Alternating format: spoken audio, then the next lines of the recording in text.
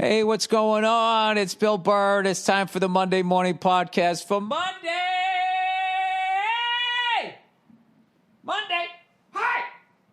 Monday, December 21st, 2020. What's going on? How are you? Oh, Jimmy Crackcorn. That's not a Christmas song. I don't need to sing a Christmas song. Here we go. I'm throwing my left fist out here, trying to think of one. A good one. Oh, I'm the king of the swingers now, the jungle VIP. All I got is kids' songs in my head. I've reached the top and had to stop, and that's what's bothering me. I want to be a man cub and stroll right into town and be just like the other men. I'm tired of what we do. Sorry. Merry Christmas, everybody. That's what I'm trying to say. Happy Hanukkah, post-Hanukkah to all the Jewish people listening there. Happy Kwanzaa. And what do they do in the Muslim world this time of year? You got to have a guy. Everybody's got a guy. What do you guys light up and put on your front yards there? Muslim. I almost wrote Muslim Christmas, and I would have got put on a hit list. Oh, it comes up. Fuck. Let's see what we got here. The 5 Pillars of Islam. Okay, find resources of teaching. Islamic holidays. Bam. Let's see what they got in December. Key dates: April, May, July, August. Oh, so August. All right. Well, then, happy post 10th Muharram. There we go. I covered everybody, I think. Okay, there we go. All right, how you guys doing there? I know this podcast is a little bit late. Had some family things I had to deal with before I got into this whole thing. Let's talk football right out of the gate. Wait, let's talk about all the shopping I have left to do. I thought I was done. And then, I got a couple nieces and nephews that are a little bit older. I didn't know what was going to be going on with them. And all of a sudden, their families are sending my kids gifts. And I'm like, oh, shit. Oh, snap. Caught with my pants down here. So I got to go run out to Guitar Center to go buy some shit. Giving the gift of music. Fortunately, my nieces and nephews, there's a lot of people that play. A couple guitar players, some drummers, piano players, and all of that type of stuff. That's really cool. I guess with the younger kids, I should probably get them a laptop, right? Get them a fucking laptop with some, owl head or something. You put that on.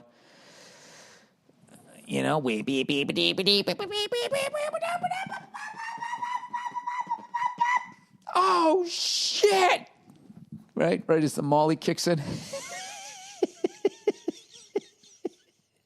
That really is the perfect music, I feel like, for this generation. If you see what's going on in the world, that's a good soundtrack.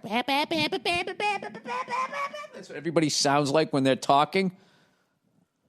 I feel like we're reaching the end of days. Oh, come on, Bill. It's the holidays. All right. Well, it's fucking 80 degrees out here. That's even hot for out here. Are we going to have to change the story of Santa as global warming gets crazier and crazier? What's it going to be? What does Rudolph become? No more reindeer, right? They probably got to switch to,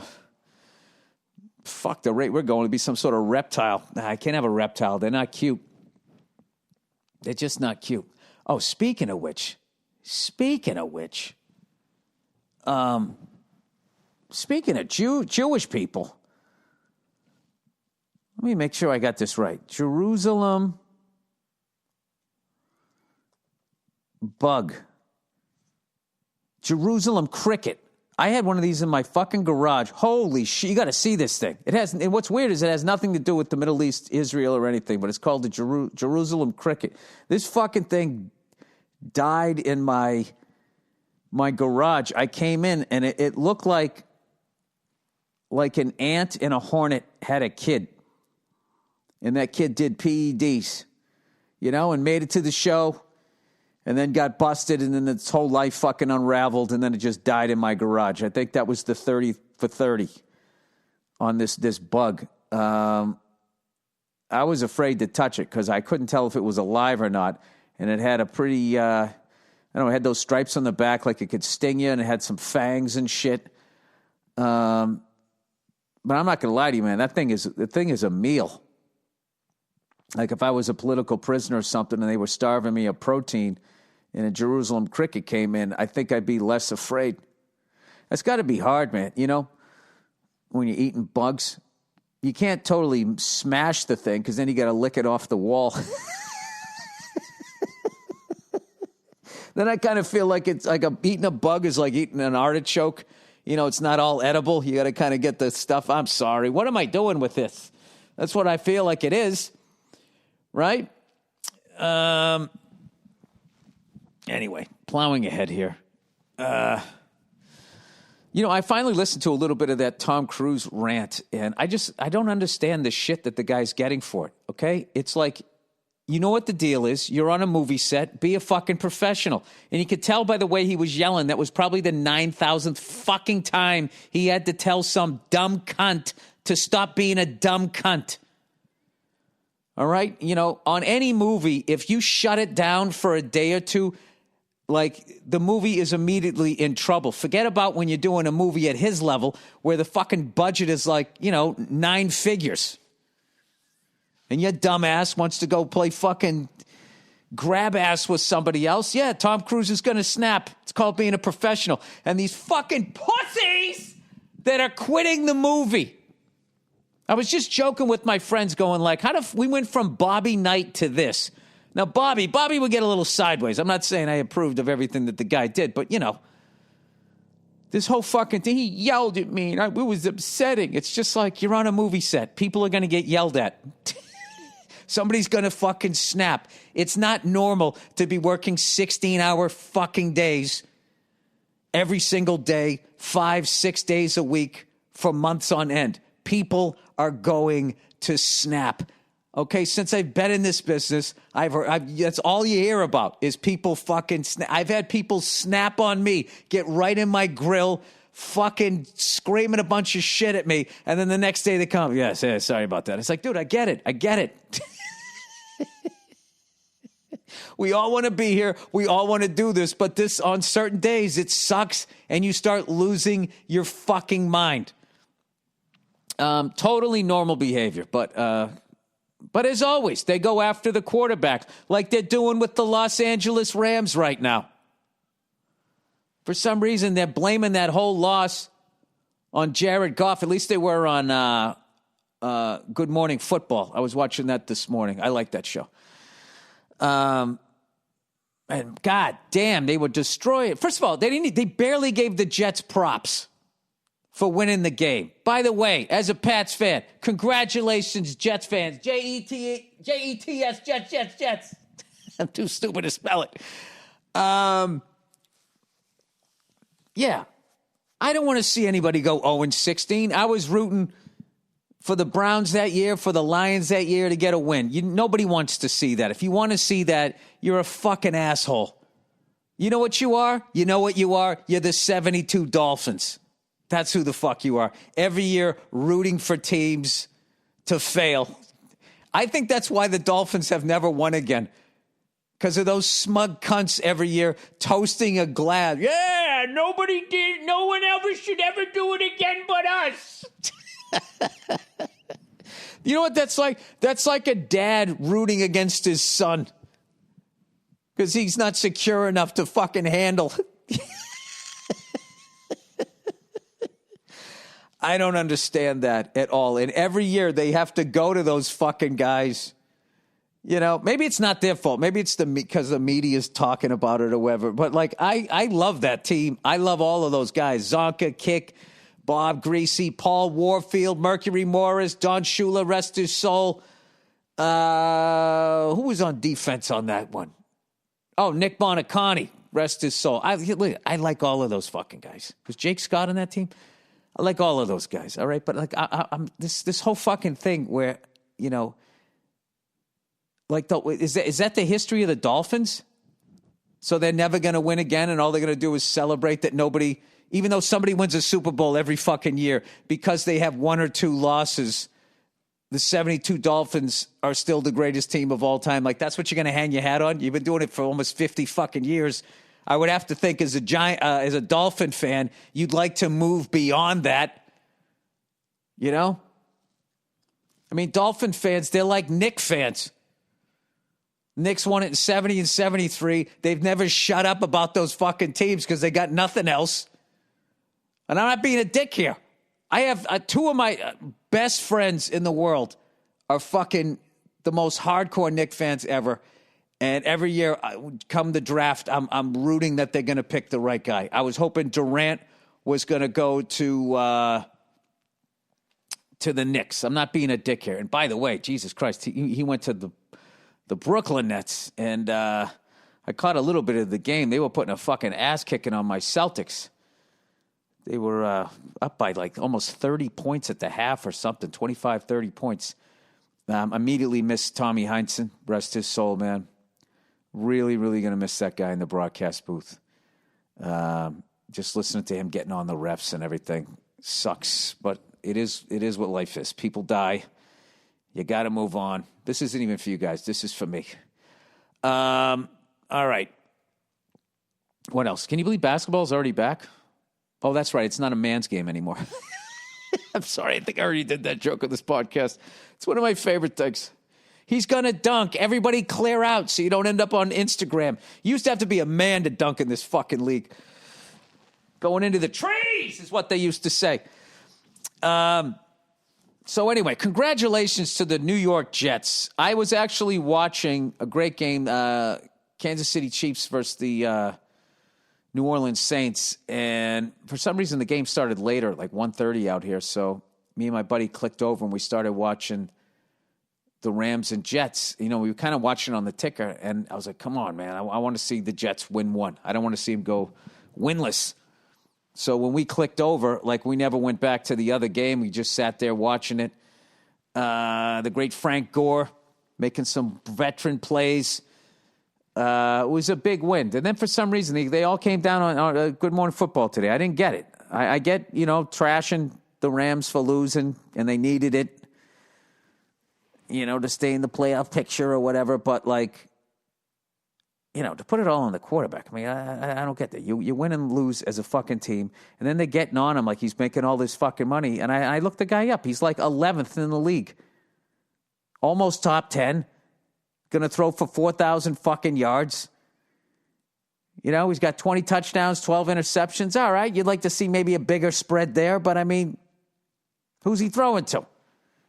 He seems to be doing. If I had to look at those stats and then at their record, maybe they should score some more points in the red zone. I have no idea, but I wouldn't put the whole fucking thing on him.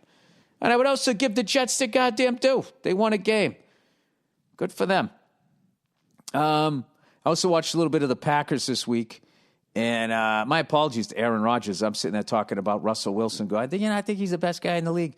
I just wasn't paying attention to the Packers for whatever reason. First of all, there's like fucking 50 teams now, 20 divisions, and I got 2 kids under the age of 4, so I'm a little off here. I mean, I was always off, but I had no excuse before. I was just dumb. Aaron Rodgers, before the game yesterday or whatever, whenever they played, can't remember if it was Thursday. Or it was Saturday. It was Saturday they played. Guy, he's got 40 touchdowns and 4 interceptions. That's a nice spread. And this year I am not rooting against anybody because my team is officially out of it, and I'm just going to enjoy all of this. Fucking Buffalo Bills kicking ass again. I think they're peaking are they peaking a little bit too early? You got to ask yourself that. They put up 40-something on somebody. I don't know who the hell it was, but my Patriots kind of had our typical day, We do got Ja'Cory Myers. That's a bright spot for next year. But I think Belichick did a great job this year with what we've had. We had some brutal injuries. We had a bunch of guys, opt out because of COVID. So I don't think we are nearly as bad as the rest of the league thinks, which I like. But we definitely need a big draft or some sort of a trade here if we're going to keep up with the Bills because it's looking like their division for the foreseeable future, the way they're playing, which is great because those goddamn Bill fans, they haven't won anything since like 63 or 64. Didn't the Bills win an AFL title? I used to know that. As I look this up, I watched a great game. I started to watch Ohio State versus Northwestern, but it was like watching fifth graders play first graders. I hate those college matchups where I always look at the offensive and defensive line to decide if I'm going to watch a game. And like they were like 4 inches taller and had 40 pounds on every guy in the line. And it's like, all right. So this game, right around the third quarter, they're going to start imposing their will, and the game's going to be over. But Ohio State makes the playoffs, which would have bugged me back in the day, meaning last year, up until last year, especially with all the whining ass Buckeye fans every year. We should be in it every year, even if we don't win the Big Ten championships. Ooh, every fucking year. The biggest crybabies fans in fucking football. And you guys earned that, by the way. I now realize it's a business. The fact that they only played 6 games, they played 6 fucking games and got in the playoffs. And I'm sitting there going, how in the fuck can you justify that when they're going up against teams that play 10, 11, 12 fucking games? Like, the advantage that they have is ridiculous.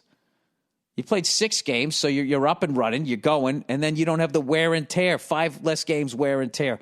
So I think they got a great chance at winning the whole thing. We shall see. Is there anything more uncomfortable than watching Alabama make a bad play? Holy shit. Nick Saban, my God, yelling at that defensive coordinator. I mean, I love seeing it. I love an old school coach that is not afraid to dress down somebody in front of everybody. Jesus Christ. Fucking, that's why they're so great. I mean, he literally wants to win by 50 and not give up a point. And he would just sit there and look at you and be like, yeah, what the fuck are we doing out here? This is what we're doing. So I believe the college playoff is, what is it? It's Alabama, Clemson, Ohio State, and I forget who the last one is. But I get it now. It's a business. You got to have evidently they have to have somebody from the Big Ten. No matter what. Even if they played half a fucking season, they're still going to stick them in there because they got to get all those fat Midwestern people to tune into the game.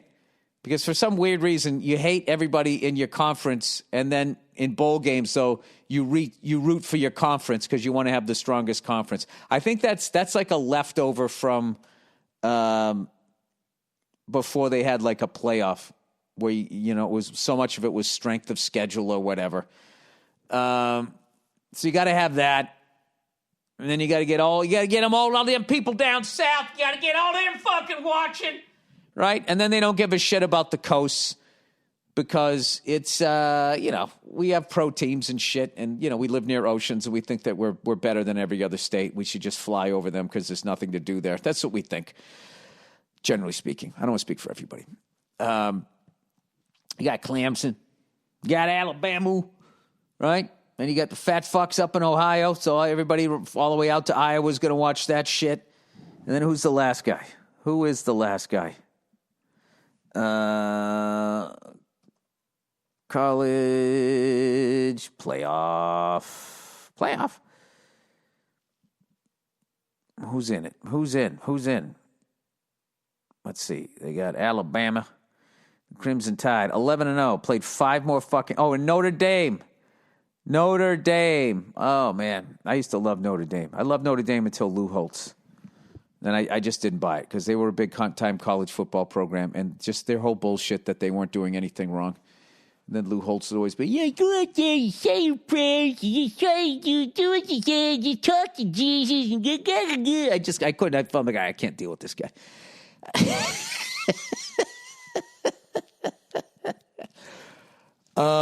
So speaking of the Jets, Jets, you got to be watching the Clemson Tigers in this playoff and be rooting for your boy there at quarterback, whose name just escaped me, because it's looking like he's going to be a Jet, which, there you go. Onward and upward. See what happens. All right. What happened to this podcast? It all just fucking slowed down right there. My brain just went blank here. Oh, Mountain West Championship. I ended up watching that. San Jose State versus Boise State. I got to see this kid, Avery Williams, return yet another punt or kickoff for a touchdown. Remember that name, Avery Williams. Somebody is going to pick him. He's Mountain West, so they'll probably pick him up in the late second, early third round. And he just set a record, I guess, most in a season or in a college career, kickoff punts for touchdowns. It was a great game. Congratulations to San Jose State. I really enjoyed that. I like Mountain West. I like that shit, you know.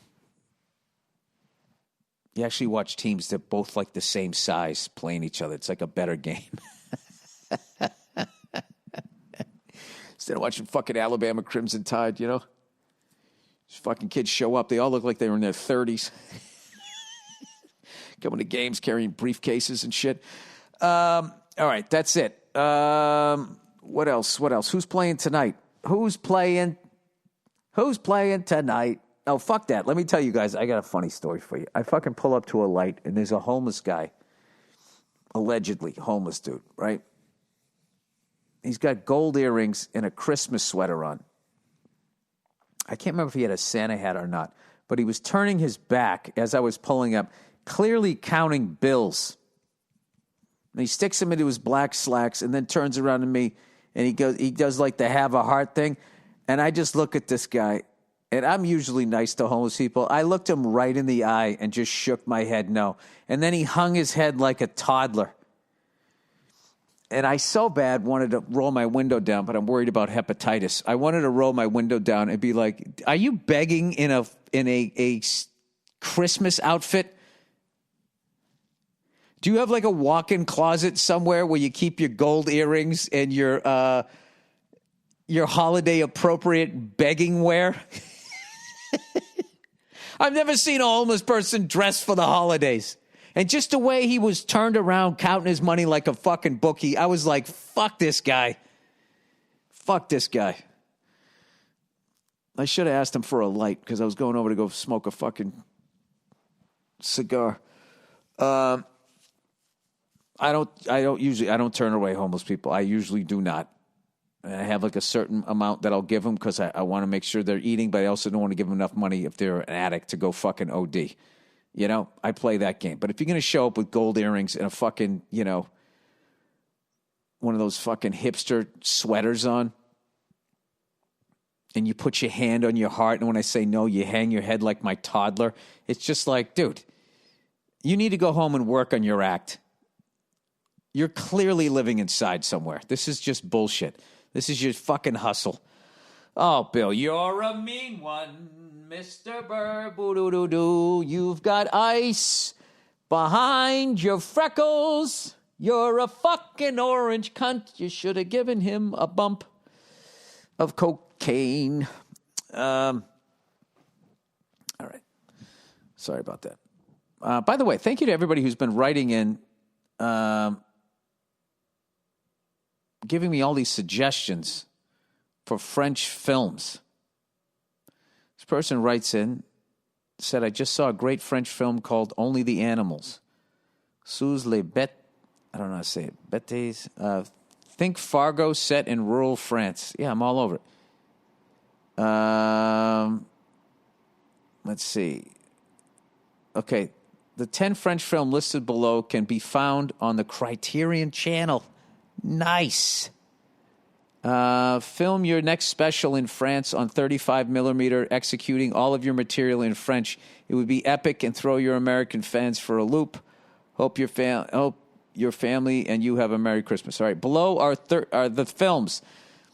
13 Days in France, Les Mimons, As Long as You've Got Your Health, Les Cercles Rouges, The Red Circle.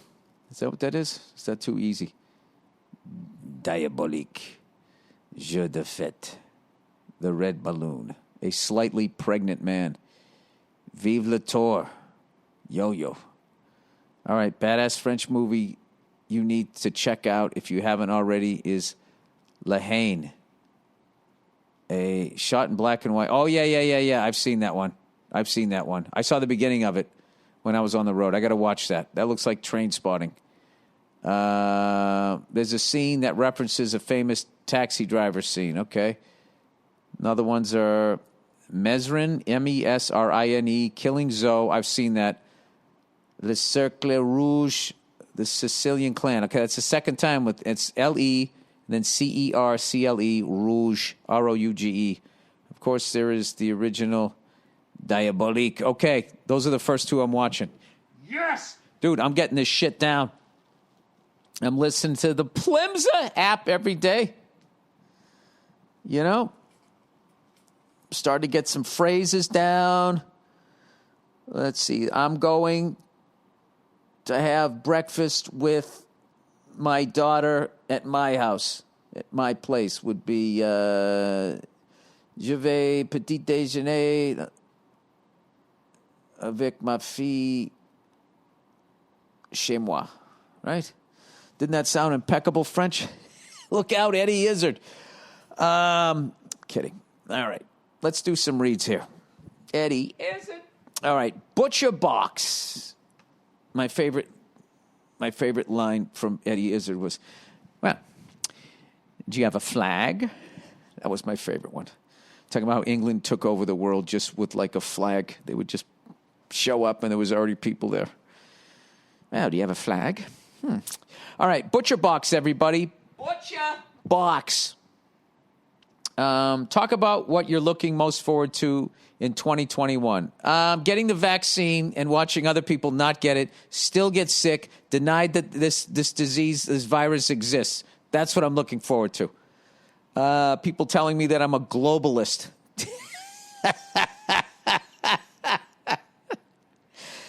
Whoever the fuck is fighting globalism, you're a little late. The dam has burst. It bursted before you were even born. It was a fucking wrap. All right. What are some of the New Year's resolutions you're making? I got to get my instrument rating on my helicopter.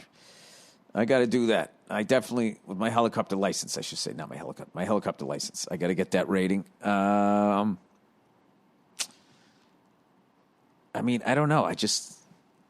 The usual stuff. Working on my temper, trying to be a better dad and a husband. I think that's it, right? Make sure I make my wife laugh every day. I used to do that all the time, effortlessly. You know, but now that we got kids, we're tired and everything. I kind of slipped, you know, obly clown face. I gotta make a comeback here. Jacob the clown here. All right. Is that enough? Have I given enough of my personal fucking self here so I can talk about the meat you murdered? Meat is murder. It's also delicious. All right, this year I'm going to eat better and spend less time and money at the grocery store thanks to Butcher Box. Butcher Box is the meat delivery subscription that gives me more time for what matters most. Each month they send a box of the highest quality meat for a better price than the grocery store, which gives me more time to spend cooking and sharing delicious meals with the family and friends, with the family back east. Luckily, today's sponsor, Butcher Box, believes everyone deserves high-quality, humanely sourced meat. Every month, Butcher Box ships a curated selection of high-quality meat right to my home. All meat is free of antibiotics and added hormones. Each box has 9 to 11 pounds of meat, ladies, enough for 24 individual meals.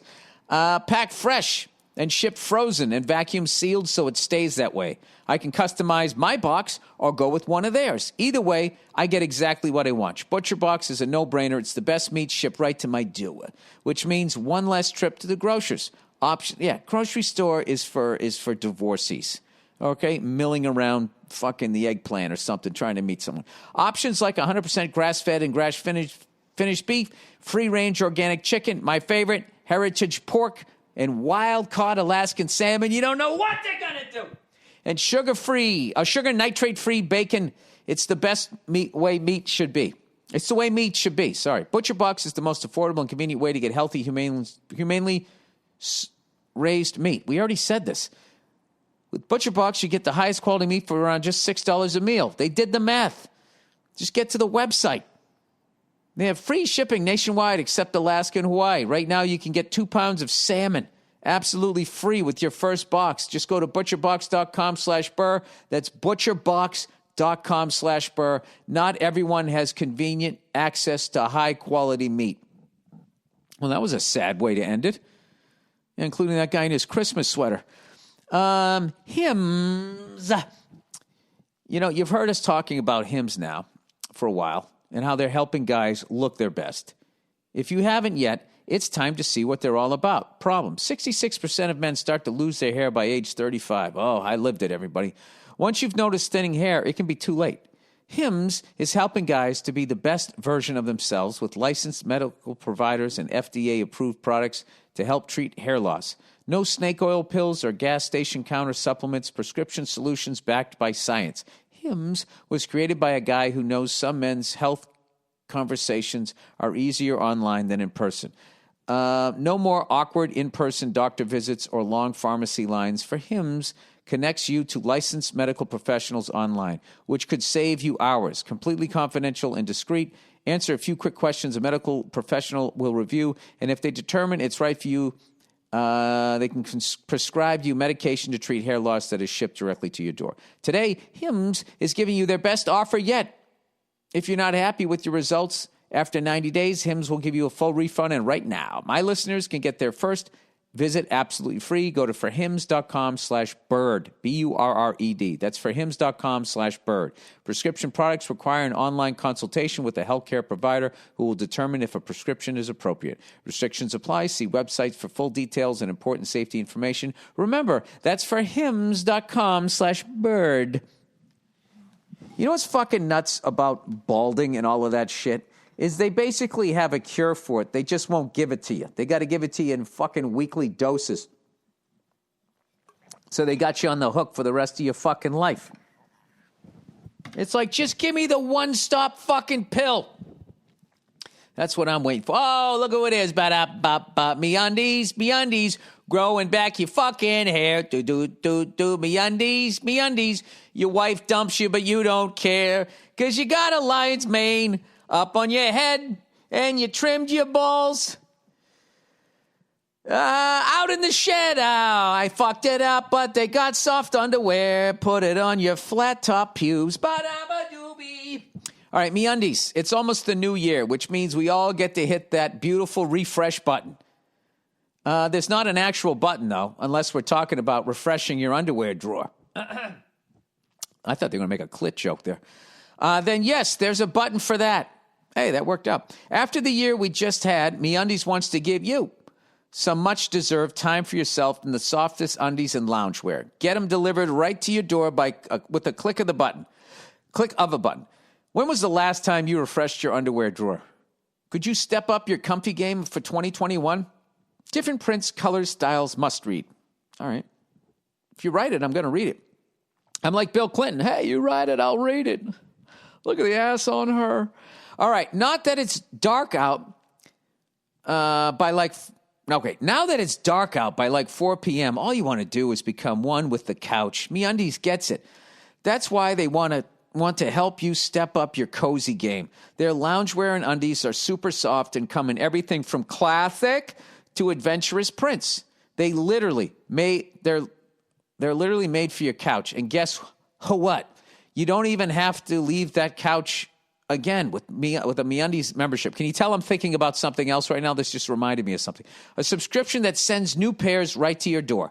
With site-wide savings and exclusive sales, you'll automatically pay less for everything. MeUndies has a great offer for my listeners. For any first-time purchasers, you get 15% off and free shipping. MeUndies also has their problem-free, because I'm a problem child, problem-free philosophy. If you're not satisfied with any product for any reason, they'll refund or exchange it. No caveats. Ooh, with the big words. No questions. I like that word caveat. It gives me a little chill down my spine. I really am smart. To get 15% off your first order and free shipping, go to MeUndies.com/Burr. That's MeUndies.com/Burr. Oh, it's the last one here. Oh, look what it is, everybody. It's Zendesk. You know, every day you go to work, or maybe you zoom into work, and you're sitting behind a regular desk. Wouldn't it be nice to have a Zendesk? Well, what is a Zendesk? Well, why don't you relax? All right, you pushy cunt. I'll answer the question. All right, Zendesk, everybody. Customer service is everywhere. buying stuff online, calling your bank, using an app to get a ride to the airport. But even great items sometimes struggle to make their customers feel taken care of. Zendesk's award-winning support, sales, and customer engagement software helps businesses offer personal services at scale. Let me read that again. Zendesk's award-winning support, sales, and customer engagement software helps businesses offer personal service at scale, so your team can create conversational experiences that keep customers happy. Zendesk gives businesses everything they need to stay connected with customers. Communicate seamlessly across all channels: email, phone, chat, messenger, community forum, help center, or social media. Zendesk calls that a conversational experience. Connected, ongoing, and natural customer service interactions. All made possible with Zendesk's complete customer profile and unified set of tools that give you the context you need to deliver great service in every conversation. Most support software requires expensive consultants and months of setup, but with Zendesk, it takes just hours to get up and running. On top of being quick to implement, Zendesk software easily scales to meet changing needs. Zendesk gives organizations the flexibility to move quickly, focus on innovation, and adapt to growth. Last paragraph, everybody. And with over 150,000 paid customers accounts and over a decade of experience, they've gotten pretty good at customer service themselves. See for yourself why the best customer experiences are built with Zendesk. Get started at zendesk.com/Burr. That's Zen, Z-E-N. All right, Zulu, Echo, November, desk.com/Burr. All right, there we go. Okay, all right. We got through the advertising, everybody. Hey, you know what's great? Nobody's fucking bitching about that Baby It's Cold Outside song. I actually heard it in a store the other day. You know, remember that? When white women were so bored, they were like, let's decide what Christmas music people can listen to. Here's one for all you feminists out there. Why don't you guys check out Santa Baby? Oh, my God. I was listening to that song. I'm like, this song right here is why I waited until 45 to get married. Santa Baby, I'll fucking suck your dick if you buy me a duplex. If you don't, I'll go and fuck your friends, honey, and trim my fucking tree tonight. Sorry. The Hitler mustache explained. Okay, here we go. Santa Baby, a fucking diamond ring for me, Scooby. I can't believe Madonna covered that song.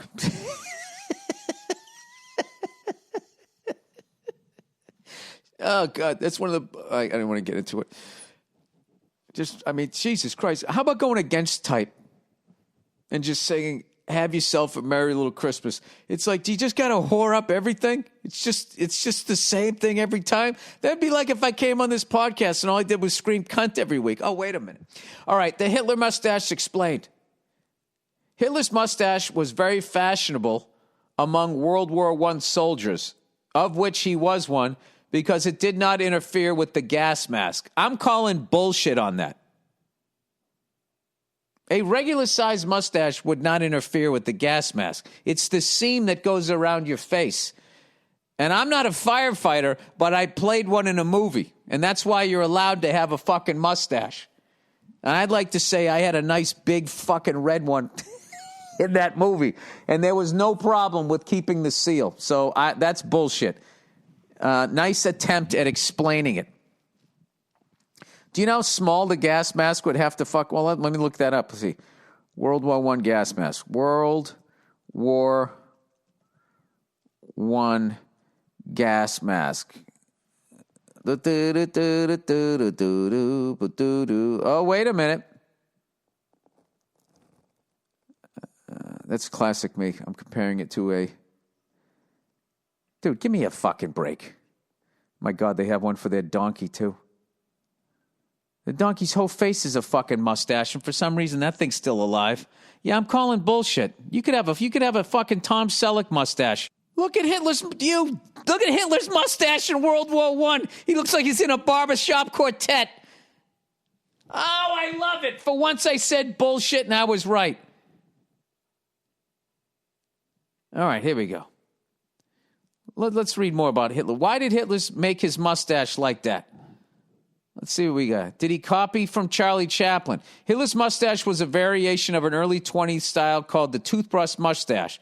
Before the mustache became popular in Germany at the turn of the 20th century, the predominant German mustache style was the Kaiser mustache. That's what Hitler had in World War I, it looks like, or Kaiser Bart, named after the German Emperor Kaiser Wilhelm. All right, so it was a toothbrush mustache that was in style. Okay, well, I still don't have the answer, but I'm not believing that. I don't think it would interfere. But I guess if he had that big Kaiser one, but you could have had more of a regular one. I don't know. I still think that's bullshit. All right, here we go. Next one. Fuck Baby Yoda. You're the cutest thing in The Mandalorian. You know what? I'm glad you didn't make me say that. Come on, dude. There's nothing more adorable than the Baby Yoda. Come on. We got some more shit here. Some more French stuff here. We got some more French stuff here. I'm totally committed to learning this shit. I'm not stopping this time. It might take me 10 years to get fucking fluent, but I am not stopping. Because it's all of a sudden, I'm finding all these great movies and all these actors in these movies and directors, and it's just like, yeah, it's really stupid to just sort of stay in your own culture at this point when you have the internet. You can kind of, you can become your own globalist. All right, sur demande. Petit mot en français. What does that mean? On demand, little word in French. What is mot? I always forget that word. I got the mots. M-O-T. French. The word mot comes from the French word for word. Okay, look at that. Look at that. I just translated half a sentence. Salut, Bill Bouton. Hello, Bill Bouton. I don't know what that means. Say Stefan, j'ai 43. Okay, I'm going to translate this. Hello, Bill Burr. Bill Button? Bouton. I don't know what Bouton means. It's Stefan. I'm 43 years old. I'm writing you from Paris. Anecdote. Les Amants du Pont Neuf. Something 9. Is a good film, French film, that passes on the Pont Neuf à Paris. I think it's about that. When the Australians are... all right. Lovers on Ninth Bridge is what it's called. But it isn't the something. It's the celebration of Pont Neuf, the new bridge. Oh, is this about the Love Bridge? Where everybody put the Lovelock Bridge and they put all the locks on it? Oh, no, 1607. I like your podcast a lot. Kisses and va te faire foutre. That means go fuck yourself. All right. But look at that, man. I'm starting to figure this shit out. All right. I'm going to give myself a pat on the back. You know what's funny? When I was young, when I was a little kid, I told you this before. My parents were friends with this guy, Jacques, who was from France. He eventually moved back, and we lost touch with him, although I know they wrote him every Christmas for years. And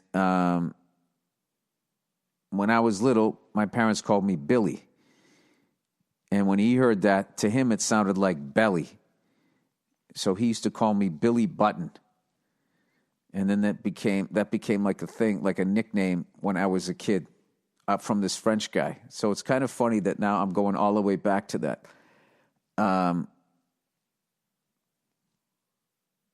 Yeah, I swear to God, everything is just, you just fucking stick with it for 3 weeks, and then all of a sudden you make an improvement, and then you get psyched about that, and then you just keep going, And I feel like most people don't know that, considering they made it like 30% of people after 3 days of wearing masks had an absolute like temper tantrum. Like the amount of people out there acting like fucking toddlers. I don't want to wear it. Yeah. All right, Operation Cinder triggered my PTSD. What? Hey, Billy, Stormtrooper reject Burr.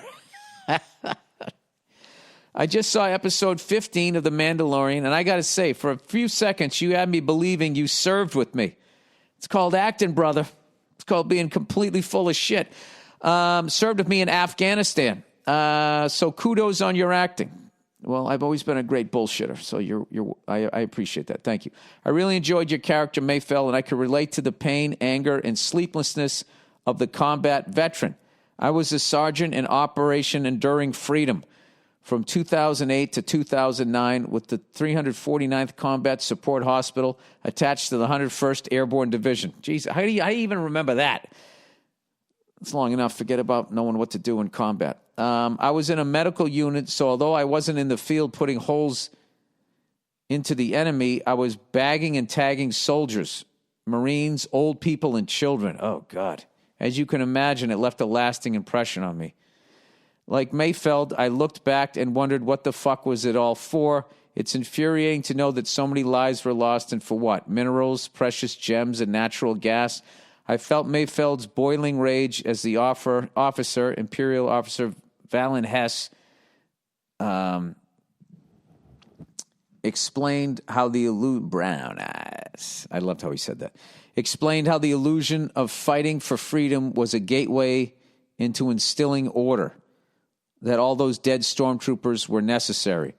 That whole scene brought up old memories of war, and I realized that it was an emulation of Afghanistan. You did a great job, Bill, and paid great homage to us vets who live with the anger and sleepless nights. I'm glad I didn't know all of this before I did that scene. I would have fucked it up. Lastly, go check out my book, One Angry Veteran, on Amazon. When he brings it around to hype his book. You got to love that. That's the hustle. I love it. I can never get mad at a hustle. You'll get a better idea of why some of us vets are the way we are.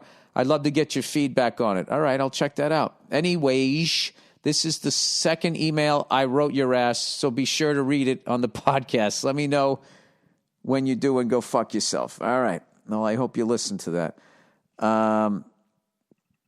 Yeah, I'm not going to lie to you. I got a couple of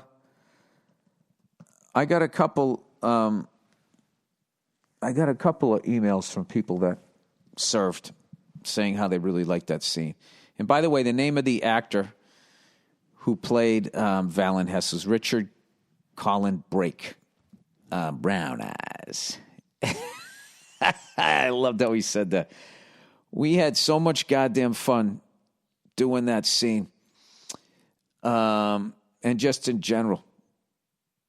Just in general, on that whole episode, we just had a great time.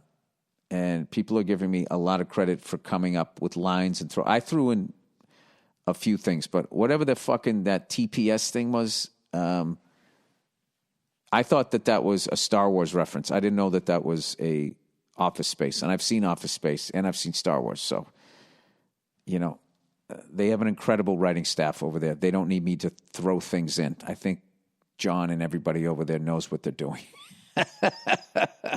Which, by the way, I was so psyched. I saw Jon Favreau was trending on Twitter after the final episode, and he made a lot of people really happy with what he did with the whole Star Wars universe, I guess they call it. So that's pretty cool. Very happy for him. All right, a story from Yemen. Hey, Billy Mars balls.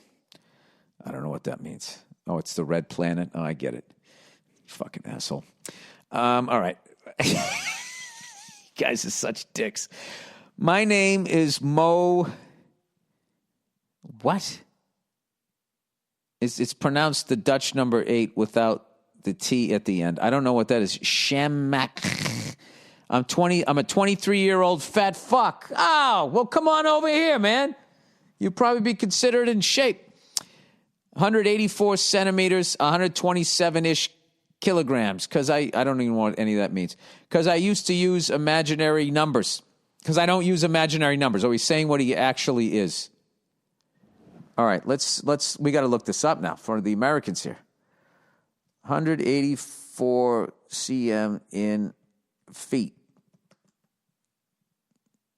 All right, he's 6 feet tall. All right, so you got that going for you. You're a tall drink of water there. Nice. All right. 127-ish.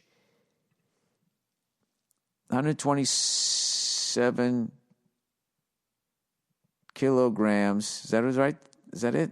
I hope that's the right metric thing. I don't know anything about metrics other than water boils at 100 Celsius and freezes at 0, which right there, you know that's the better thing to use, where we're like 212 and 32 degrees. You could be so much easier if we run metric, but we don't.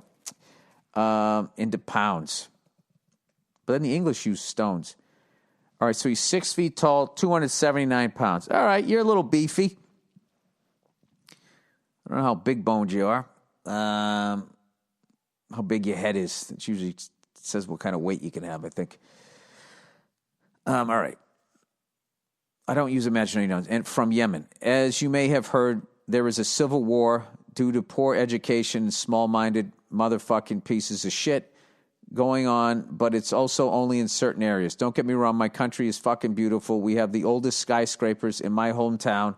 We live life normally in the cities. I'm an IT student in my... Oh, this is one of these from the Middle East. It literally said a story from Yemen, and I was so thinking about shooting that scene in Star Wars. All right. Sorry about that. I'm an IT student in my third year working... Oh, I know. It fucked me up because he said like the Deutsch number, the German number. So you had me thinking Europe here. Doesn't take much to throw me off, people. All right. My third and final attempt at reading this paragraph. I'm an IT student in my third year working my way through life. I smoke weed every day because Snoop said that I should. I listen only to English music because I hate Arabic music. I have a very big interest in the cosmos and listen to Star Talk Radio, Dr. Neil deGrasse Tyson's podcast. I only use the WhatsApp because I'm not a social media junkie. I speak perfect English. I know how to use your and your. A lot of us don't. And love listening to your podcast and many others. I actually met a couple of guys and became very close friends instantly. They were watching Paper Tiger. This is crazy. You watching that shit all the way over there. We talked about how you, Dave Chappelle, Trevor Noah, Gabriel Iglesias, Andrew Schultz, and many others, and we came to the agreement that Chappelle is the GOAT of comedy. I would not argue that. That goes without saying, but you are number 2. I am a piece of shit. In all of our favorite comedians' lists. I don't know how you feel about anime. Oh, I was watching that one show. I forgot it. I started watching it. The guy fucking punches people. He doesn't want to be a superhero. Japanese anime. IME. Superhero. Reluctant. Alopecia. Yeah, that's him right there. What's his name? Is it a bird? Is it a plane? Is it a fucking YouTube video? I just need the fucking answer. What's his name? The 10 best? No, I want to know who this fucking guy's name is, you cunt. 9, how do I get into anime? This is not what I'm asking. Anime, superhero, alopecia, and I should put name. Name. Come on, give me the answer. The best bald animated kid. Why won't they just give me the fucking answer? Because they all want you to click on it. Fucking cunts. This is the new internet thing. The answer used to fucking come up. What is the name of this fucking guy? 7, 6, 5. And you know it's going to be number 1. 4, 3. And here's the advertising. Clicked off that. One Punch Man. One Punch Man is my shit. All right. He watches anime, but I don't know how you feel about Japanese anime, but I want to recommend a show for you. It's called One Punch Man. I'm such an idiot. I'm such an idiot. I'm such a fucking idiot. Season 1 is 12 episodes only and very entertaining. Yeah, I loved it. I love you and I love your work and hope to see you live. I wish you can come here, but I don't recommend it at all. With that being said, I hope you have a fantastic year in 2021. I hope the same for you. Because I was raised right, I'm going to end by saying go fornicate yourself. Nice. He's not going to curse. P.S. I hope you're okay with us torrenting your stuff because my country is a third world country and we don't have digital currency. We can't pay for it even if we wanted to. I try to make it up by watching. I don't give a fuck, dude. Do whatever you want. I don't care. That's amazing that you guys are watching it and that you know all of those other comics too. You got great taste in comedy. You know, it'd be amazing if one of you guys started a stand-up scene over there. Opened a Funny Bone, right? Then I could do a weekend. All right, advice. See, it was all about me. Advice, Asian men and broads. All right, this is interesting. I never heard this. I don't think I've ever had. I'm already anticipating. I've not had this question before. Bill, as an Asian man, oh my God, I was at a 4-way stop the other day, and I fucked up and pulled out in front of this guy, and this Asian dude's looking at me like, what the fuck is your problem? And I wanted to be like, huh, you see, stereotypes aren't true, are they? I was the idiot. All right. As an Asian man, I feel like the system is rigged against me for romance. I'm a senior in college right now, pretty fit, awesome grades, no shit, somewhat a gym bro, and I've had experiences before on first and second base, but can't seem to hit a home run with the ladies. These broads in college just don't think Asian men are attractive. Whether it's the small dick jokes being, that didn't help you guys. Being the most non-attractive male race just ain't going to cut it, even if you have confidence in just approach. Dude, cancel all of that shit. Cancel. As a bald, redheaded male, dude, what you need is a vibe. I'm going to send you a fucking video, man. I'm going to send you a fucking video. I'm going to have the great John Travolta as Vinnie Barbarino set you fucking straight. This is one of my favorite fucking clips. It's hilarious, and in a way, it's absolutely true. Go on Instagram. I'm going to post it. He's teaching Arnold Horseshack. He's teaching Arnold Horseshack about how to be, how to get with the lady. Dude, all you need is a vibe. Okay? You just need a fucking vibe. He said, I'm about to commission into the Army soon as an officer, and I'm worried it'll be harder to find romance. What are your thoughts? And fuck you. This is my thoughts. Hit the gym. Fucking get your confidence up. I'm feeling like you're like the comic who's walking on stage already feeling like they're going to bomb, and then they bomb. I feel like you're on your heels. All right? Who gives a shit? Just be fucking, do it. Who gives a fuck? Just get up there and swing for the fences. You're going to connect at some point, and you're going to get laid. And then you're going to get the monkey off your back. You're going to be relaxed, and it's going to be raining. All right? That's how you got to think about it.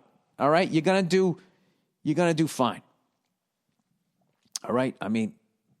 If I did all right out there, you're going to do fine. You're going to do great. Okay? Just fucking, I cannot stress that enough. You got to just have confidence, and you got to have a sense of humor. Dude, hitting on chicks and getting shut down, okay, getting the Heisman is fucking hilarious. And once you find the humor in it, dude, bombing as a comic, there's something that's humiliating it's fucking funny. Making mistakes, fucking up is hilarious, all right? And if you can laugh at yourself and not give a fuck, all this people want to be around you. Because everybody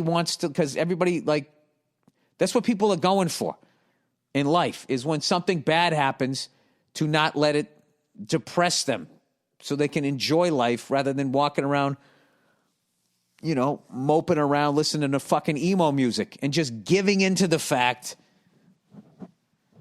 that, things haven't worked out to you at that point in life. Fuck all of that, dude. Fuck all of that, okay? Jesus Christ. You're in the prime of your goddamn life. All right? You're a little bit of a late bloomer. I was too. It all works out. Okay? You hear me? It's going to work out. And I'm posting that Vinny Barbarino clip just for you. All right? All right. Dumb questions for employees. Dairy manager. So my point is go out there and start hitting on fucking chicks. And stop thinking about yesterday's game. Go out and you win tonight. Dumb question for employees. Dairy manager. Hey, yo, Billy Wonka at the at the Ginger Factory. Shit. I like that one. Huge fan. Love the stand-up podcast, F is for Family, all of it. I got some remarkably stupid questions for you. I was the dairy manager. Milk, eggs, yogurt, orange juice, etc. I don't think orange juice is dairy. I don't think that's dairy, sir. But you know what? I'm a dumb fuck. Orange juice. Is it dairy? Oh, my God, it came up. In almost every grocery store, orange juice is in the dairy section. Oh, that's what he's saying. Calling it the dairy, it's just shorthanded because the largest group of things there is milk, butter, cheese, yogurt are all dairy. That's why it's usually sold under dairy. Okay, I'm sorry. I get it. At a grocery store for years, and the amount of just asinine questions I would get still makes me question humanity to this day. Oh, so you saw this year coming. All right, here we go. Top 5 dumbass questions people ask an employee at a grocery store in the dairy section, which includes orange juice. Number 1, aren't you cold back here? Aren't you cold back there?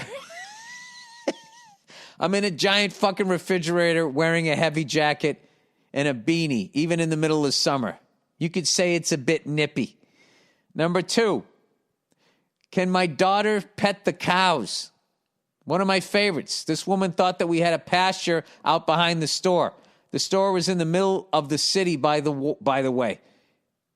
And she thought that we milked and bottled it all right there. I'm not a farmer, ma'am.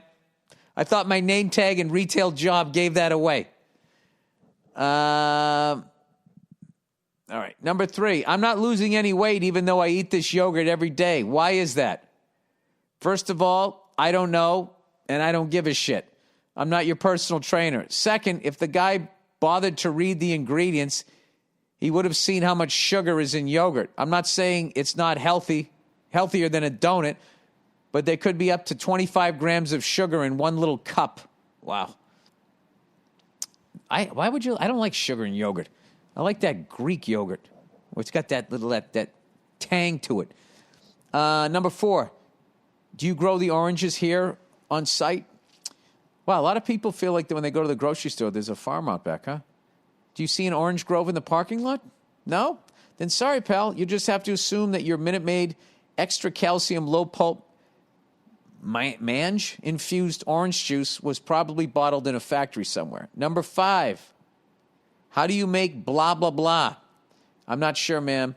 If the recipe calls for a heavy whipping cream, I can grab one for you. But that's the extent of my knowledge. Maybe go ask the bakery. Or better yet, that smartphone in your hand. Bonus. You won't tell anyone, will you? This one was by far the worst. Let me start by pointing out that I had a small desk in the warehouse/liquor storeroom. There was no camera in the room, so oftentimes I would come back and find one of the baggers trying to sneak in an extra break, texting, things like that. It never bugged me, though. I did the same thing at their age. But one night I was working late and came back to find one of our floor managers, who was 32, 33 at the time, and covered in Disney-themed tattoos, making out with a topless 16-year-old bagger girl on top of my fucking desk. Whoa, this dude went in. Now, for everybody freaking out here, this might be one of those states where 16 is legal. I'm not looking that up. I draw the line at orange juice being dairy. He immediately let go of her and started apologizing to me, begging me not to say anything. I like to think that I'm a cool guy, but I'm not cool that I'm going to let this dude make out with a half-naked teenager on my desk. She was a sweet girl from a troubled family, so this creep knew exactly what he was doing. Oh, okay. Needless to say, I came back the next day and told my boss, but he told me that the floor manager in question put his 2 weeks in that morning. And then you just let it go? Ugh. I'd say the milk went bad on that one. All right, sorry. Bob Lazar's Science Shop. Okay. Wow, that was a hell of a story there. Bob Lazar's Science Shop. Hi, Bill. I work at a scientific supply store, United Nuclear, which specializes in pyrotechnic chemicals, high-power magnets, radioactive materials, and MUA. The owner is Bob Lazar, who is known for his scientific endeavors as well as his experience at Area 51 in reverse engineering the propulsion engine of a UFO for the U.S. government. What? The owner is Bob Lazar, who is known for his scientific as well as his experience at Area 51 in reverse engineering the propulsion engine of a UFO for the U.S. government.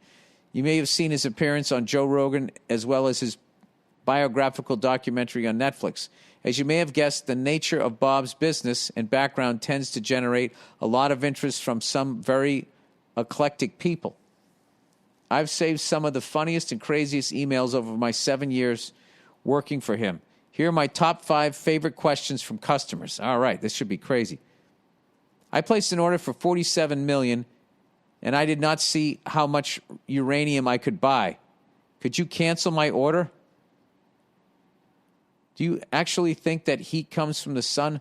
Then why doesn't the ISS rotate so that those inside don't get roasted? What? I thought that was still part of the first one. Do you think that heat comes from the sun? Then why doesn't the ISS rotate so that those inside don't get roasted? I don't know what the ISS is. ISS. What do I type in? Science? Sun. What? Images for ISS sun. Space station sails across the sun. NASA reveals stunning photos of ISS. Oh, was this just an unmanned thing?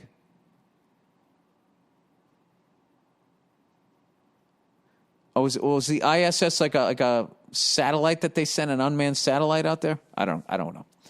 I think I'm too dumb for this. I don't want to buy pure red mercury for medical. Okay, I want to buy pure red mercury for medical use to inject the stem cell for sick people. How much is it per gram? Is your product pass the dog smell test from the airport?